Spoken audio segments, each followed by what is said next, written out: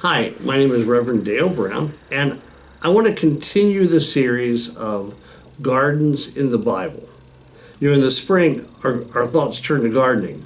Now, I love gardening. I love getting my hands dirty and getting dirt under my fingernails and things, but there's not much that I can do in Ocean Pines because I have lots of roots, I have lots of shade, and so I've come to learn and love the three H's: hostas, hydrangeas, and hellebores, or Lenten roses, because they all seem to grow pretty well in the shade. But today I'd like to talk to you about another garden, the Garden of Gethsemane.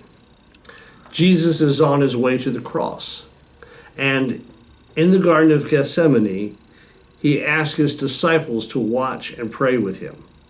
Now, his disciples don't do that. Instead, they fall asleep.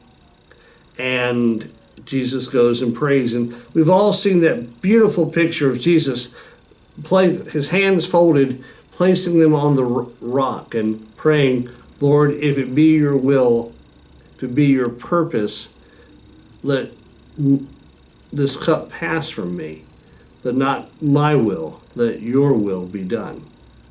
And Jesus is certainly thinking about the cross that lay ahead of him. And he's thinking about the suffering and pain and heartache which he will soon experience. He doesn't want it any more than we want pain or heartache or suffering. But he will go through it for us, knowing that it is what happens to be needed for our redemption, for our forgiveness of sin.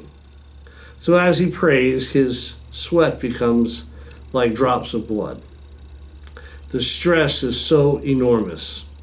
In some ways, he feels neglected by God and neglected by his disciples, isolated and all alone.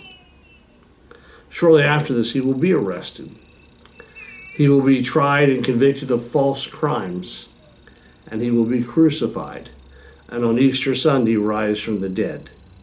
But as we think about gardens in the Bible, this Garden of Gethsemane is an illustration to us of how great and wonderful and awesome was God's commitment through Christ to our forgiveness and his willingness to go anywhere, to any measure, that we might experience new life and new hope.